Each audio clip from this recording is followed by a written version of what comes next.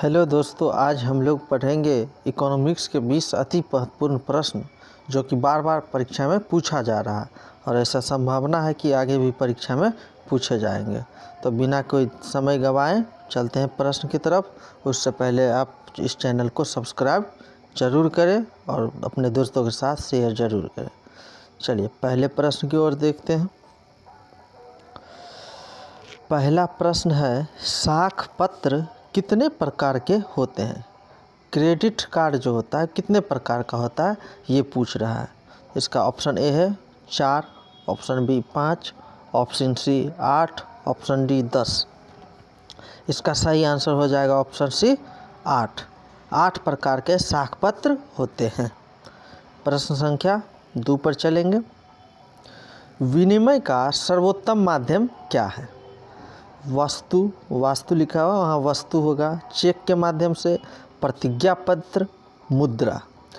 वस्तु विनिमय प्रणाली होता था पहले के समय में, अभी होता है मुद्रा के द्वारा सामान का विनिमय होता है। समझे?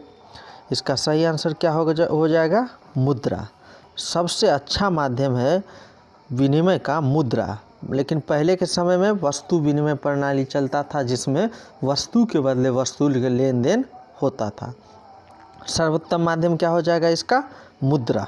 ठीक है। प्रश्न संख्या 3 पर आएंगे। कौन सी सेवा गैर सरकारी है? गैर सरकारी जिसमें सरकार का कोई इन्वॉल्वमेंट नहीं होता है। इसका ऑप्शन है वित्त सेवा, सैन्य सेवा, रेल सेवा। ये आपको देखिएगा तो ये वित्त मंत्री होता है। सैन्य सेवा में कौन सा मंत्री होता है? डिफेंस मिनिस्टर, मतलब रक्षा मंत्री। और रेल सेवा में रेल मंत्री होता है। लेकिन मॉल में कोई भी सरकारी संगठन नहीं है। इसका सही आंसर हो जाएगा ऑप्शन सी। 3 का हो जाएगा ऑप्शन सी। मॉल सेवा एक गैर सरकारी संस्था है। प्रश्न संख्या 4 पर आएंगे। भारत में नई आर्थिक नीति की घोषणा कब हुई?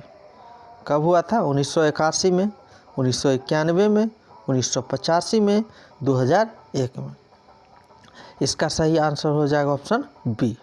भारत में नई आर्थिक नीति की घोषणा 1991 में हुई थी। ठीक है। प्रश्न संख्या 5 पर आएंगे।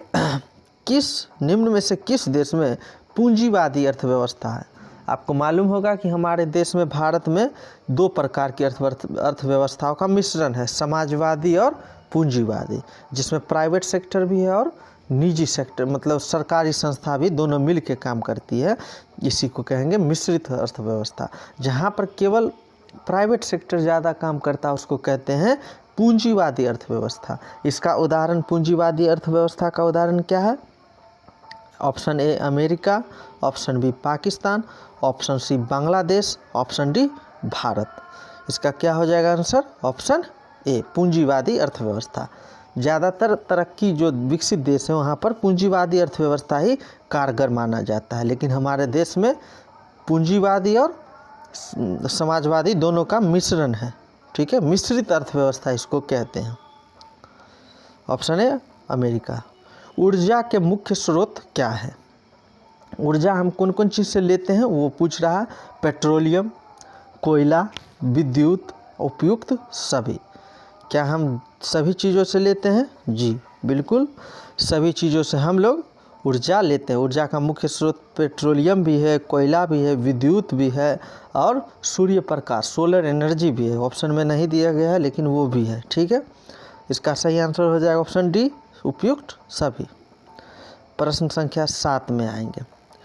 इनमें से कौन सा बीमारू राज्य नहीं है? बीमारू का फुल फॉर्म भी होता है। ठीक है, उसी से निकला है BIMARU। बिहार, मध्य प्रदेश, उड़ीसा, राजस्थान, ये सब बीमारू राज्य है। इसमें कर्नाटक जो है ये बीमारू राज्य नहीं है।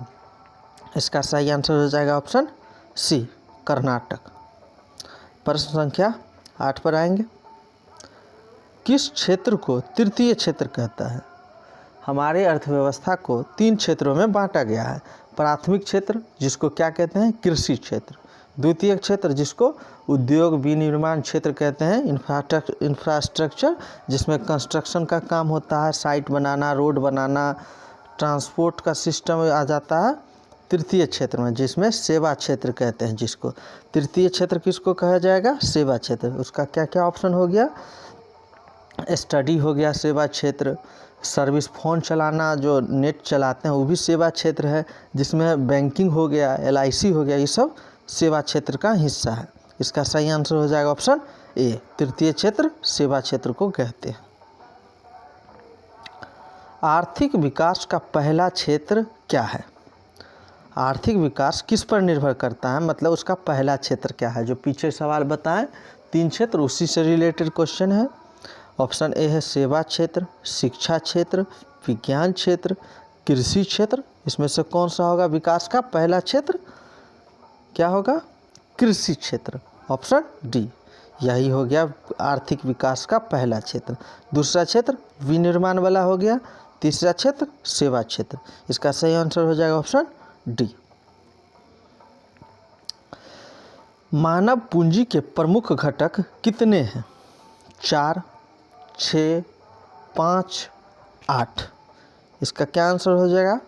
मानव पूंजी के कितने घटक है? 5 घटक है। ठीक है, इसका आंसर हो जाएगा ऑप्शन सी। प्रश्न संख्या 11 पर आएंगे। भारत की आर्थिक व्यवस्था है कैसी है? ये पीछे प्रश्न में हम देख लिए हैं, समाजवादी है, पूंजीवादी है, मिश्रित है। इसका ऑप्शन आप कमेंट बॉक्स में बताएंगे इसका क्या आंसर है, पीछे हम बता चुके हैं। ठीक है, इसका क्या हो जाएगा? इसको कमेंट बॉक्स में लिख के बताइए भारत की आर्थिक व्यवस्था कैसी है। ठीक है, प्रश्न संख्या 12 में आए। भारत में सेवा क्षेत्र को सामान्यतः कितने भागों में बांटा जा सकता है? जो सेवा क्षेत्र है जिसको तृतीय क्षेत्र कहते हैं, उसको कितने भागों में बांटा गया है? ऑप्शन ए 2 भागों में, बी 4 भागों में, सी 6 भागों में और डी 8 भागों में। सेवा क्षेत्र को कितने भागों में बांटा गया है? ऑप्शन ए 2 भागों में बांटा गया है। प्रश्न संख्या 13 पर चलेंगे। निम्न में से किस राज्य को पिछड़ा राज्य कहा जाता है? ये तो सबको मालूम ही होगा। सबसे आगे अग्र राज्य किसको कहेंगे? केरल को। ऑप्शन बी है अग्र राज्य, लेकिन इसमें पूछ रहा है सबसे पिछड़ा राज्य, तो सबसे पिछड़ा राज्य हम लोग का राज्य बिहार राज्य सबसे पिछड़ा राज्य है। ऑप्शन सी उसका आंसर हो जाएगा। प्रश्न संख्या 14 में आएंगे। बिहार के किस जिले की प्रति व्यक्ति आय सर्वाधिक है? मतलब वहाँ के लोग, प्रत्येक लोग की इनकम सबसे ज़्यादा है हमारे सभी जिलों में। बिहार में कितने ज़िले हैं? 38 ज़िले। इसमें सबसे ज़्यादा किस ज़िले की आय है? पर कैपिटल इनकम, पर पर्सन की इनकम, मतलब प्रति व्यक्ति आय। इसका आंसर हो जाएगा ऑप्शन ए पटना। सबसे बड़ा शहर भी है पटना। ठीक है, इसी की प्रति व्यक्ति आय सर्वाधिक है। ऑप्शन ए पटना आंसर हो जाएगा इसका। प्रश्न संख्या 15 पर देखें। साख का क्या अर्थ होता है? साख क्रेडिट, ठीक है, विश्वास करना, ऋण लौटाने की क्षमता, प्रतिज्ञा पत्र, इनमें से कोई नहीं। इसका सही आंसर क्या हो जाएगा? प्रतिज्ञा पत्र। क्रेडिट कार्ड जिसको कहते हैं वही हो गया साख का अर्थ, प्रतिज्ञा पत्र। Option C. प्रश्न संख्या 16। विनिमय के कितने रूप होते हैं? विनिमय के कितने रूप होते हैं? ठीक है, इसका ऑप्शन ए है 2, ऑप्शन बी 3, सी 4, डी 5। विनिमय के कितने रूप होते हैं? 2 ही रूप होता है, वस्तु विनिमय प्रणाली और मुद्रा के द्वारा लेन देन। ठीक है, यही 2 रूप है जो कि प्राचीन समय में वस्तु विनिमय प्रणाली चलता था, लेकिन अभी के वर्तमान समय में मुद्रा के साथ विनिमय किया जाता है। ठीक है, प्रश्न संख्या 17 पर आएंगे। ये तो बहुत इम्पोर्टेंट क्वेश्चन है, बहुत बार बार पूछा गया है परीक्षा में। देखिए, सोने की आभूषण की शुद्धता की पहचान किस चिन्ह से होती है? Egg mark, ISI mark, hall mark, इनमें से कोई नहीं। इसका सही आंसर हो जाएगा हॉल मार्क। ठीक है, भारत सरकार द्वारा आभूषण की शुद्धता के लिए उस पर मोहर लगाया जाता है हॉलमार्क का। ठीक है, इसका सही आंसर हो जाएगा ऑप्शन डी सी हॉलमार्क। सोने की आभूषण की शुद्धता की पहचान हॉलमार्क से किया जाता है, जबकि जो लोहा होता है उसका ISI मार्क होता है, एग मार्क होता है। जैसे कि कच्ची घनी का जो सरसों का तेल होता है उसके लिए एग मार्क है, ISI मार्क है। हेलमेट में भी आता है, ये लोहे का सामान आता है उसमें भी आता है ISI मार्क। ठीक है, इसका सही आंसर हो जाएगा ऑप्शन सी हॉलमार्क से सोने की शुद्धता की पहचान की जाती है, उसका चिन्ह होता है। ठीक है, प्रश्न संख्या 18 में आएंगे। भारत में किस राज्य की प्रति व्यक्ति आय सर्वाधिक है? पिछले प्रश्न में क्या पढ़े थे? बिहार में किस जिले की प्रति व्यक्ति आय सबसे अधिक थी? तो उसका आंसर था पटना। यहाँ पूछ रहा है भारत में किस राज्य की प्रति व्यक्ति आय सर्वाधिक है? ऑप्शन ए है बिहार, ऑप्शन बी है हरियाणा, ऑप्शन सी है पंजाब, ऑप्शन डी है गोवा। इसका क्या आंसर हो जाएगा सही? इसका आंसर हो जाएगा छोटा राज्य है। सबसे छोटा राज्य कौन सा है इसमें? गोवा।